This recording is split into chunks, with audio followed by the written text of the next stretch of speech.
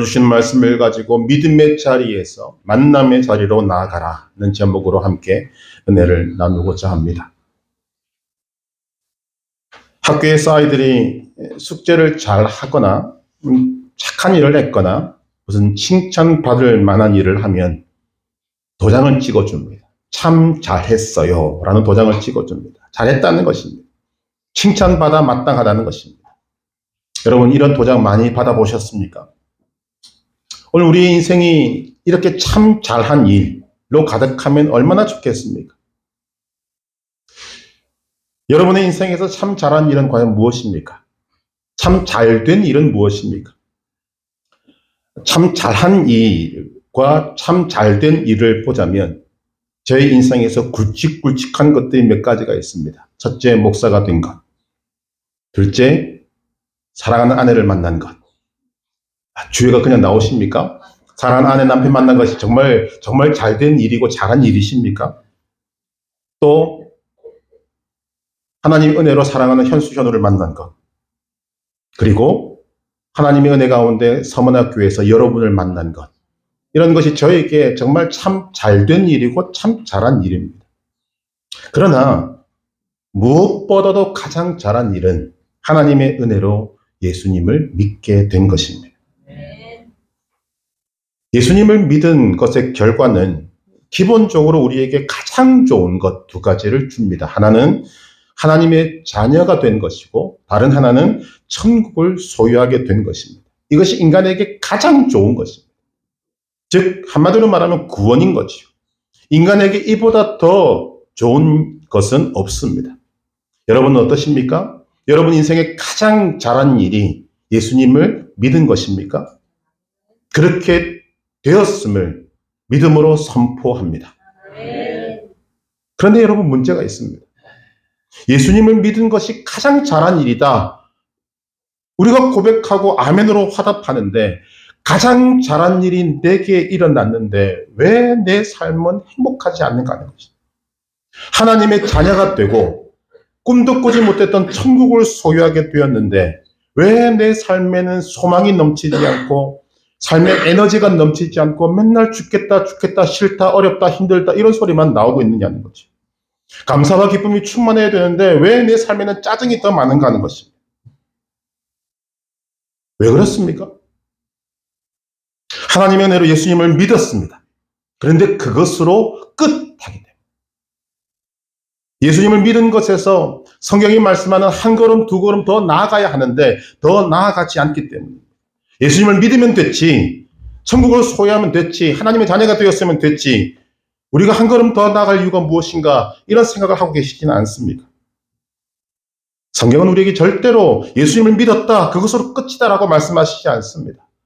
예수님을 믿은 그 자리에서 한 걸음, 두 걸음, 아니 1000걸음, 10,000걸음 더 나아가야 합니다.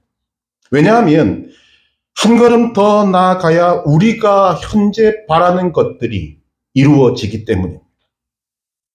예수님을 믿은 것에서부터 한 걸음 더 나아가는 것이 무엇인가? 그것이 하나님을 만나는 것입니다.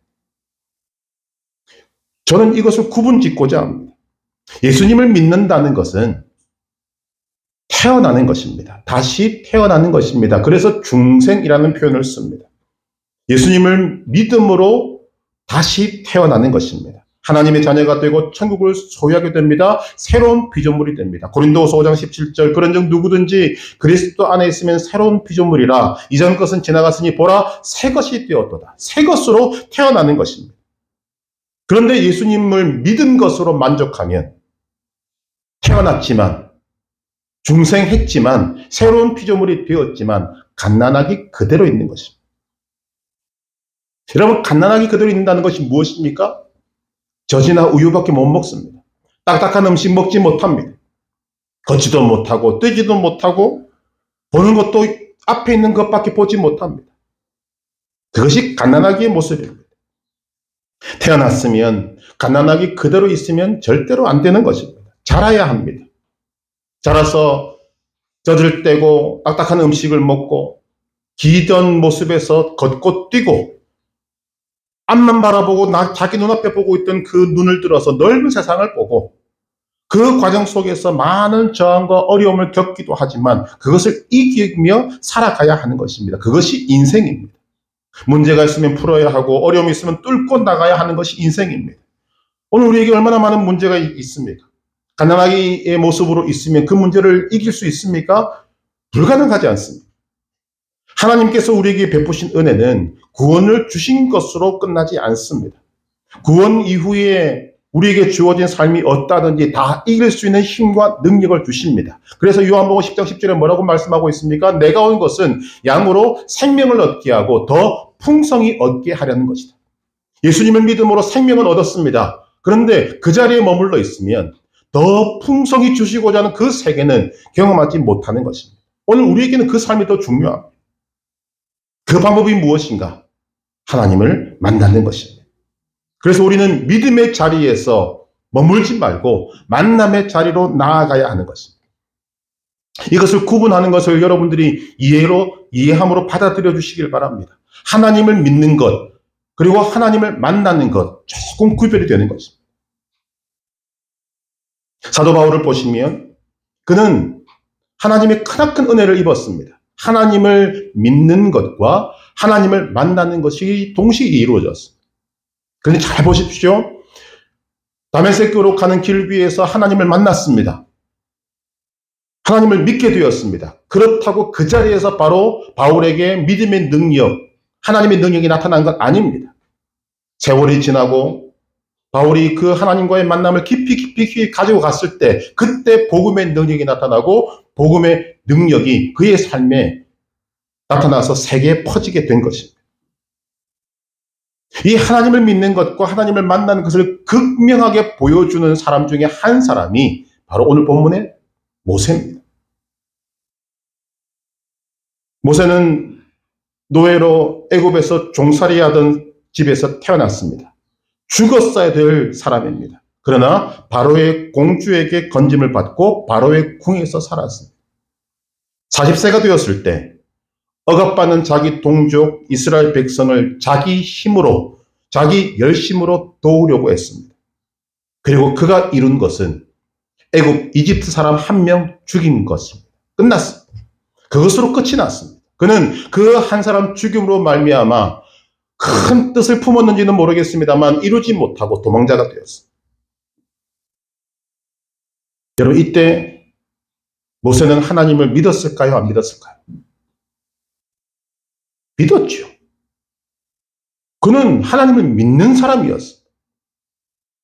하나님을 믿기 때문에 하나님을 사랑하는 마음으로 하나님의 백성을 아끼는 마음으로 도우려고 하다가 살인밖에 저지르지 않은 것입니다.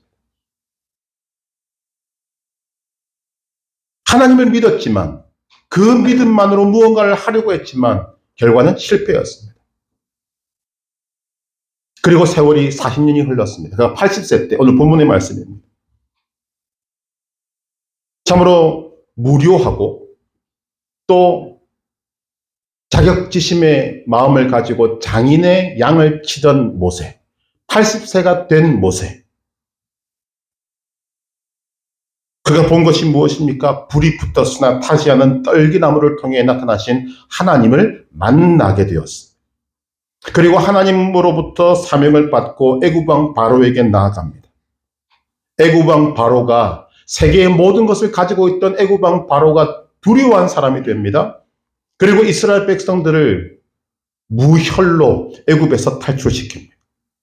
자, 여러분, 모세가 다른 사람으로 변한 것이 아닙니다. 40세 때와 비교하면 더 안 좋은 변화가 그에게 있었습니다.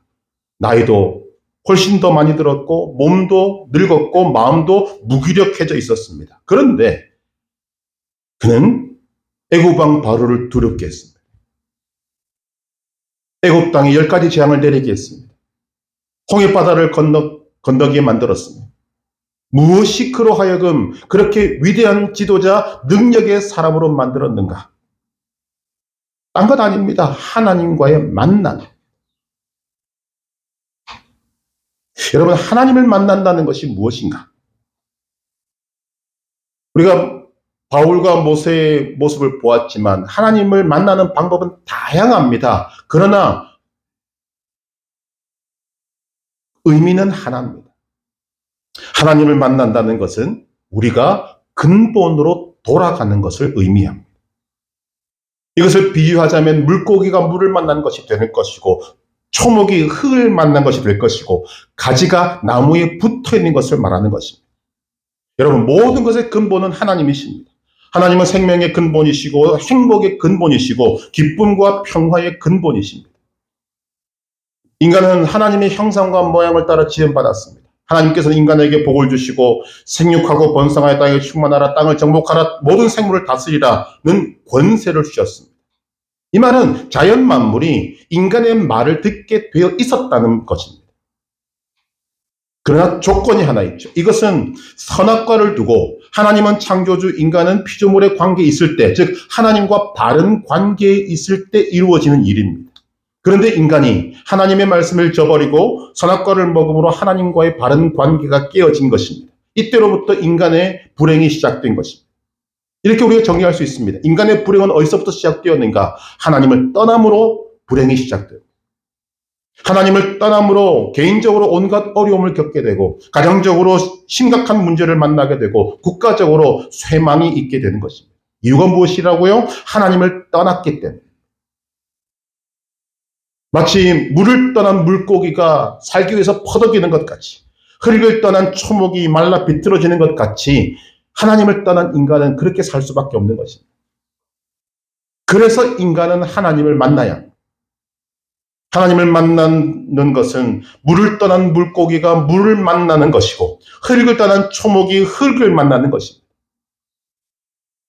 인생에 가장 급하고 중요하고 가장 우선적인 것이 무엇인가? 하나님을 만나는 것입니다. 창자를 생각해 보십시오. 그의 삶의 문제가 어디서부터 시작되었습니까? 아버지를 떠남으로 문제가 시작되었습니다.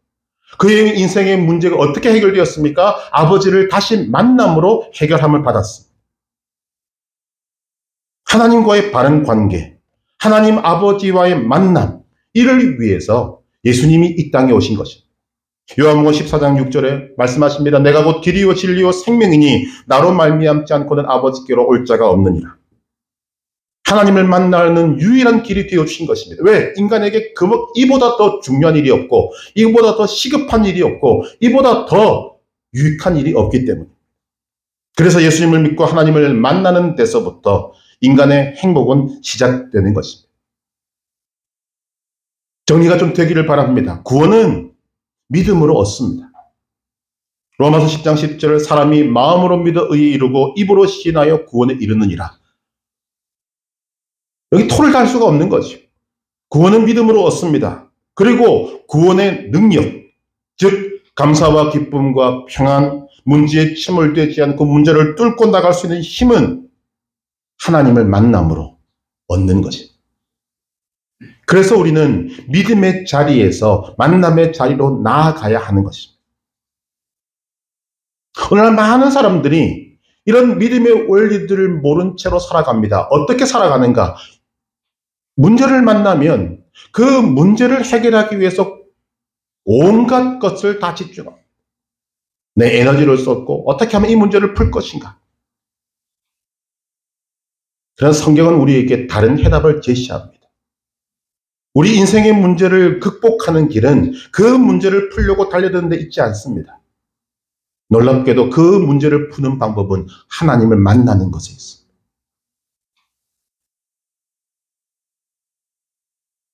우리가 믿고 고백하는 것이 무엇입니까? 하나님보다 큰 문제는 이 세상에 존재하지 않습니다. 오늘 우리의 모습이 바로 여기 있지 않습니까? 우리는 믿음이 있다고 하면서도 문제를 만나면 하나님께 집중하지 않습니다. 문제에 집중합니다. 그리고 문제에 침몰됩니다. 그 문제를 해결하지 못해서 몸부림치는데 마음은 점점 무너집니다. 왜? 안 되거든. 주님은 이 옆에 서서 계속 말씀하십니다. 나에게 나오라, 나를 찾으라, 나를 만나라 말씀하시는데 들리지 않습니다. 왜? 너무 문제에 집중하고 있기 때문에. 존 스토트 목사님은 기독교의 기본 진리라는 책에서 이런 우리의 현상을 이렇게 정리하고 있습니다. 오늘날 신앙의 힘이 점점 잃어가는 이유 중 하나는 인간 이성의 한계 안에서 적당히 신앙생활을 하기 때문이다. 이 말이 무슨 말인가 하면 하나님을 자기 이성으로 가둔다는 것입니다. 하나님을 자기 이성으로 제한한다는 것입니다. 무엇 때문에? 세상의 문제가 더 커 보이기 때문에. 이게 무서운 것입니다. 인간의 이성의 한계 안에서 믿는다고 하는 믿음은 정말 무서운 것입니다. 내가 정해놓은 틀 안에 하나님을 가두는 것입니다. 여러분, 하나님을 제한하고 있는데 하나님의 능력이 나타나겠습니까? 나타날 수가 없는 것입니다. 왜 인간이 그 무한하신 하나님을 인간의 이성의 한계 안으로 가두는가? 하나님을 모르기 때문에. 하나님을 만나지 않았기 때문에. 하나님이 어떤 분인지를 모르기 때문에.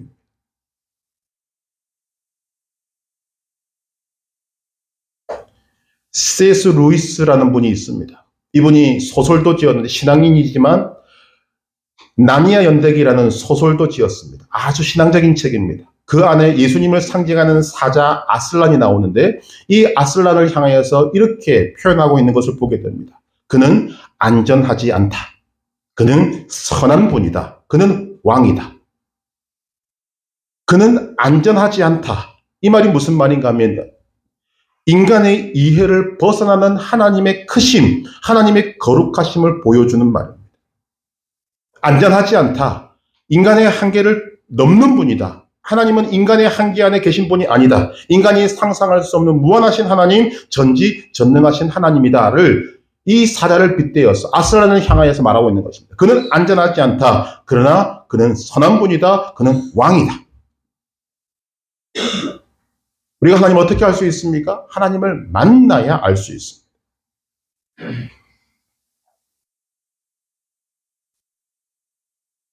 신분상으로 구분되는 것은 아닙니다만 목회자인 저가 아니라 일반 성도인 여러분들이 정말 참고해야 될 인물이 바로 다윗입니다. 다윗에 대해서는 말할 것들이 참 많습니다만 오늘 주제와 견주어 볼 때 다윗은 하나님을 만나고 그 만남의 깊이가 깊은 사람이었습니다. 평신도임에도 불구하고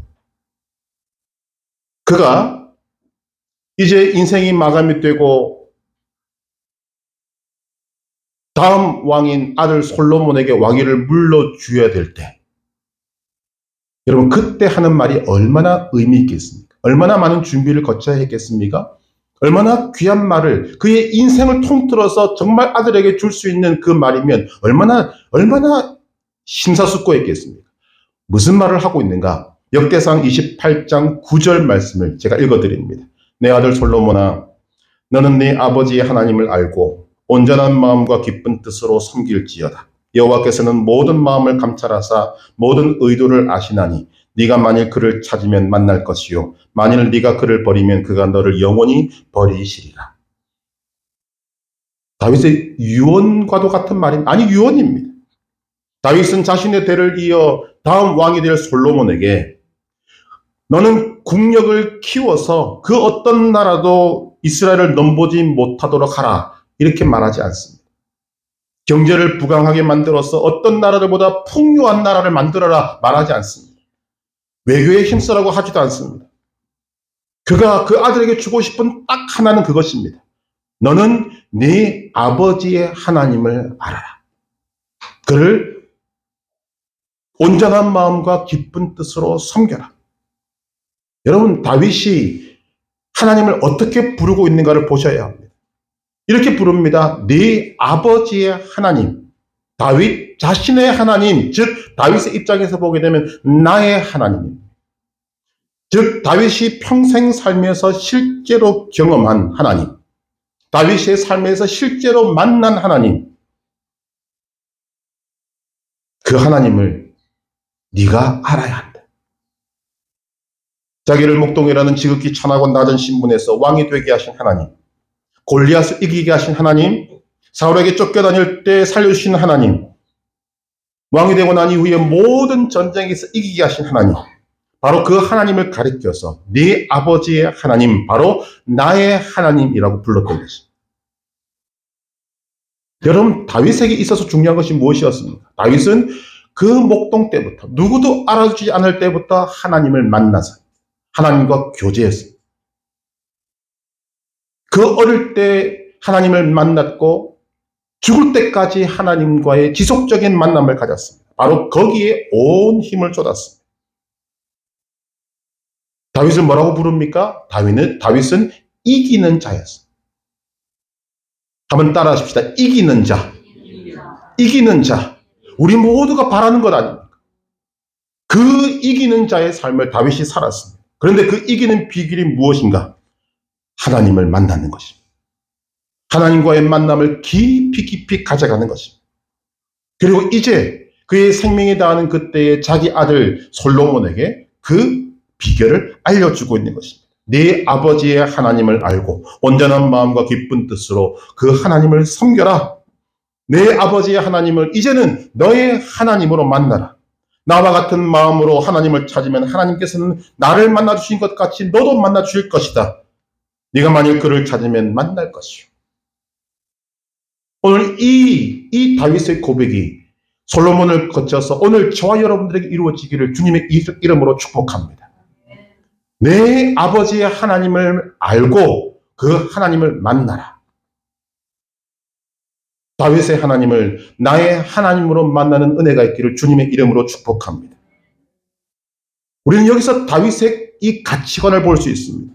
다윗에게 있어서 가장 중요한 것은 왕이 될 솔로몬에게 주고자 하는 것은 국력도 아니고 재물도 아니고 그 어떤 것도 아닙니다. 하나님께서 그와 함께 하시는 것입니다. 하나님이 그를 만나주시는 것입니다. 솔로몬이 가장 사랑하는 아들이 가장 사랑하는 하나님을 만나는 것입니다.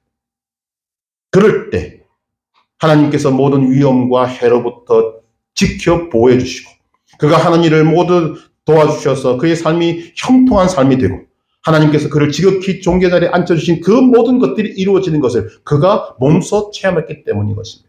그래서 그의 고백이 무엇입니까? 시편 23편 1절 여호와는 나의 목자시니 내게 부족함이 없으리로다. 이 고백이 그냥 나온 것이 아니라는 거죠. 하나님과의 만남이 있었고 그 만남이 깊어져서 그는 이기는 자가 되었고 그는 성령에 감동되어서 수많은 하나님을 찬양하는 노래와 시를 지었던 사람이 되었고 하나님의 마음에 합한 자가 된 것입니다.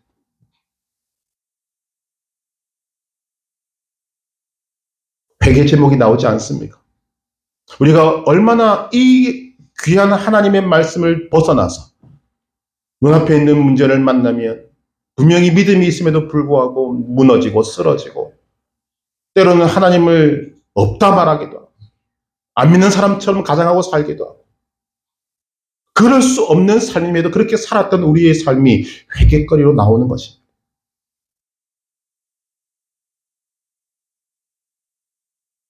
여러분 만난다는 것을 그래서 제가 구분하는 것입니다. 만난다는 것은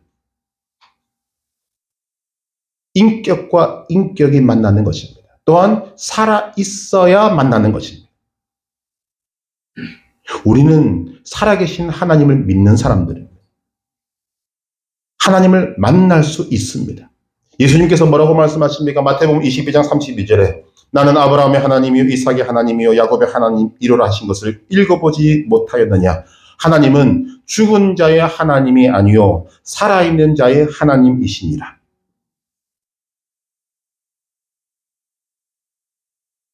그런데 사람이 하나님을 만난다는 사실은 쉬운 일이 아닙니다. 하나님은 영이시다. 그런데 우리는 영은 가지고 있지만 이 땅에서 육체를 가지고 세상에 속해 있고 이 세상 속에서 삶을 살아가면서 영이신 하나님을 만나는 것 여러분 쉽지 않습니다. 생각해봐도 그렇지 않습니다. 그러나 쉬운 일은 아니지만 불가능한 것도 아닙니다. 하나님을 만나는 것은 우리가 원하는 것보다 하나님이 더 원하시는 것입니다. 그래서 하나님은 성경에 하나님을 만날 수 있는 방법도 기록해 놓으시고 하나님을 만난 수많은 사람들을 기록해 놓으셨고 그리고 우리에게 본을로 보여주십니다. 너희도 이같이 하라는 거죠. 하나님을 어떻게 만납니까? 단적으로 말씀을 드리면 하나입니다. 기도입니다. 그런데 그 기도를 어떻게 하느냐가 문제죠. 일단 영이신 하나님을 육체를 가진 인간이, 그리고 세상에 속해 있고 세상에 물들은 인간이 만난다는 것을 쉽지 않다는 것을 전제로 한다면 성경의 말씀은 진리라고 저는 생각합니다. 잠언 8장 17절, 나를 사랑하는 자들이 나의 사랑을 입으며 나를 간절히 찾는 자가 나를 만날 것이니라.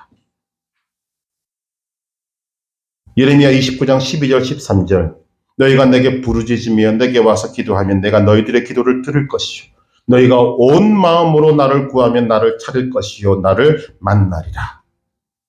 정리하면 이것입니다. 첫째, 온 마음으로. 둘째, 사랑으로. 셋째, 간절히 찾으라. 간절히 기도하라. 그러면 만날 것이다.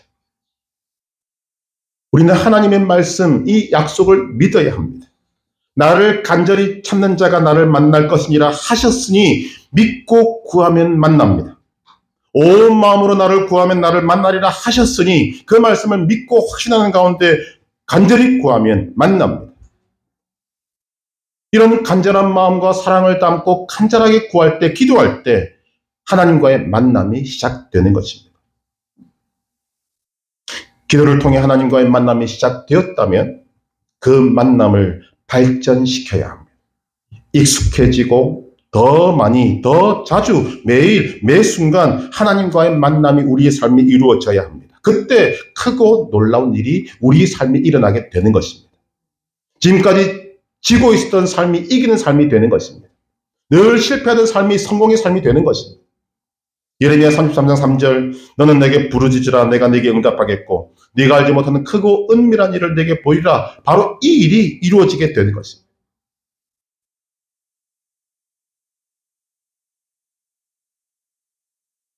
오늘 본문에 나오는 모세를 보십시다.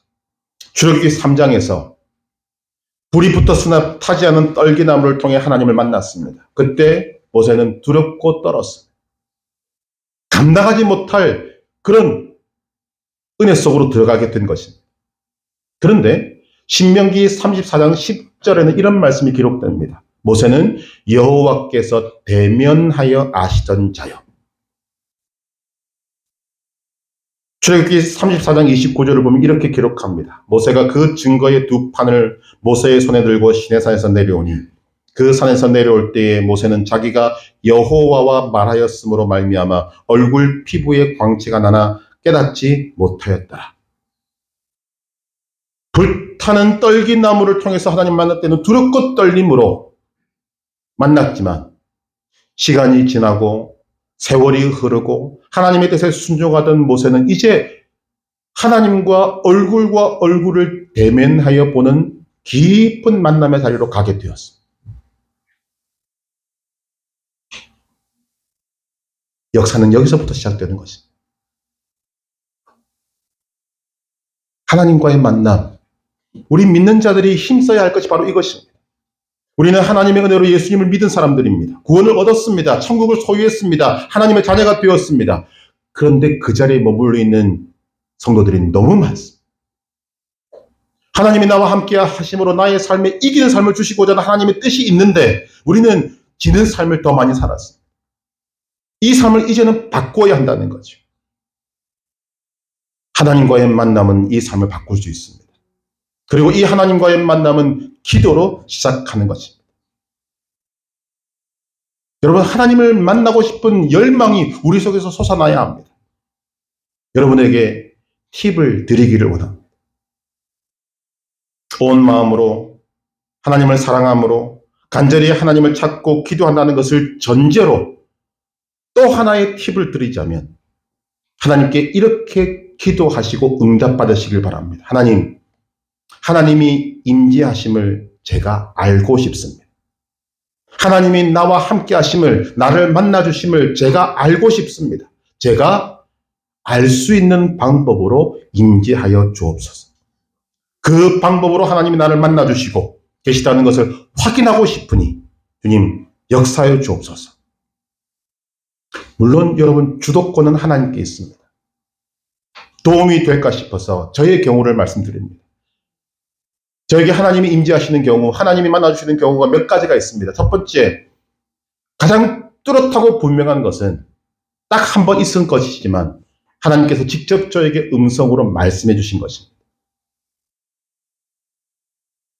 진로를 위해서 놓고 하나님 앞에 7일 금식 기도할 때 5일째 되는 날 저녁에 하나님이 하물며 너일까 보냐 실제적인 음성으로 저를 불러주셨고 오늘까지 있게 하셨습니다. 누구도 부인하지 못하는 하나님의 음성. 여러분 사모하십시오. 두 번째,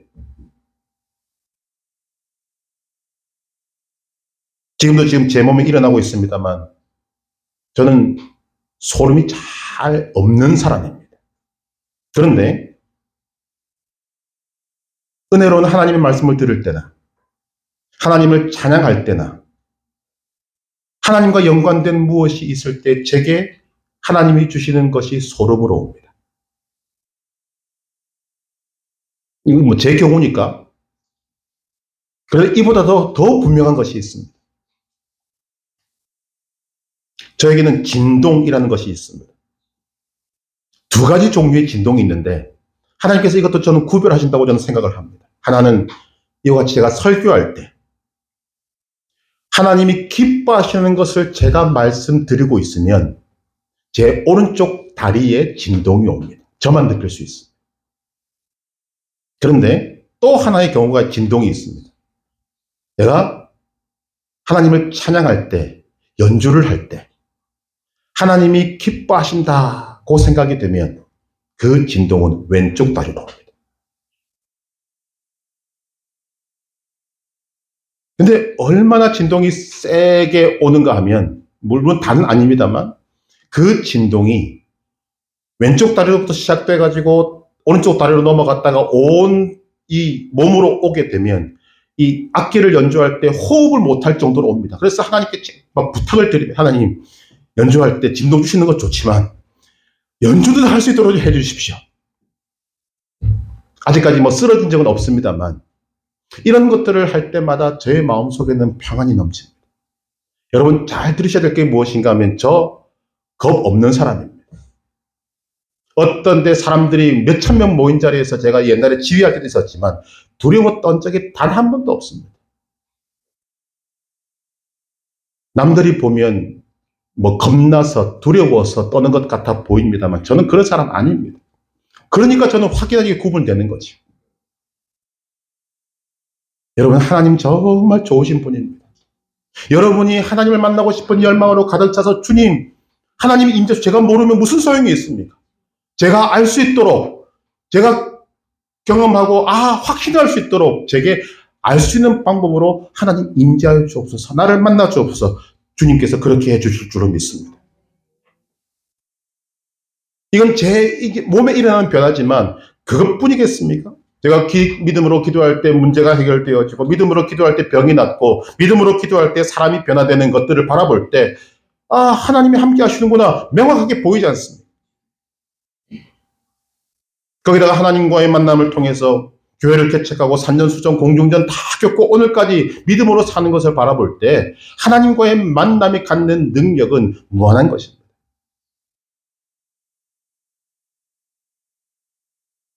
하나님과의 만남이 있을 때 우리에게 어떤 유익이 있는 줄 아십니까? 믿음이 공고해집니다. 하나님과의 만남을 경험하고 나니까 이 기록된 하나님의 말씀이 참이구나, 진리구나 하는 것을 실제로 경험하게 됩니다. 제가 지금 목사가 된 지 33년째가 됐지만 목사가 될 때 그 믿음이 저 밑바닥이었다면 지금은 많이 올라왔습니다. 왜? 하나님을 만남으로 내 삶에 하나님과의 만남이 결과로 주어졌기 때문에 믿음이 공고해졌습니다. 든든해졌습니다. 결과적으로 저의 변화가 일어나고 믿음의 성장이 일어나게 됩니다. 무엇보다 중요한 것은 하나님과의 만남을 통해서 다윗의 고백이 제 삶에 이루어진다는 것입니다. 평안을 누립니다. 기쁨을 누립니다.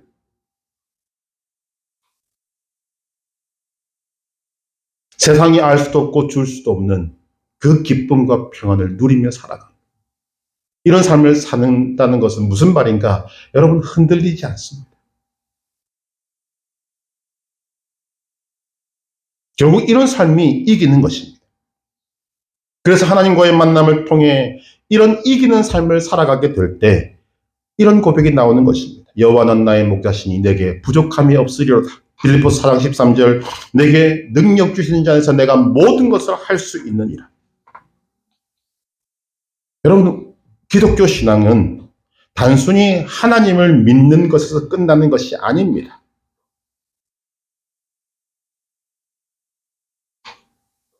한 걸음 더 나아가 하나님을 만나는 것입니다. 살아계신 하나님, 나의 아버지 하나님을 만나는 것입니다.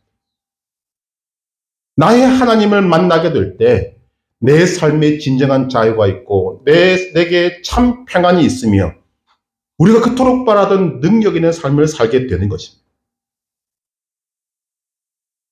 예수님을 믿음으로 구원을 받으시기를 바랍니다. 또한 하나님을 만남으로 능력 있는 삶을 사시기를 바랍니다. 하나님을 사랑함으로 온 마음으로 간절히 찾고 간절히 기도해서 여러분 반드시 하나님을 만나시기를 바랍니다. 하나님을 만났다면 그 만남을 깊이 있게 만들고 발전시키시기를 바랍니다. 하나님을 만나기 위해서 예배 자리에 나오고 하나님을 만나기 위해서 기도의 자리에 나아가고 일상의 삶을 살 때도 그곳에서 하나님을 만나기 위한 열정으로 그곳에 들어가시면 하나님께서 그 길을 인도해 주시고 지키시고 보여주시는 것입니다. 더 많이, 더 자주, 매일 매 순간 24시간 하나님을 만나시기를 바랍니다. 그때 우리에게 너무나 꿈같이 바라보아졌던 그 말씀이 이루어집니다. 항상 기뻐하라, 쉬지 말고 기도하라, 범사에 감사하라는 하나님의 뜻이 여러분들의 삶에 이루어지게 되는 것입니다.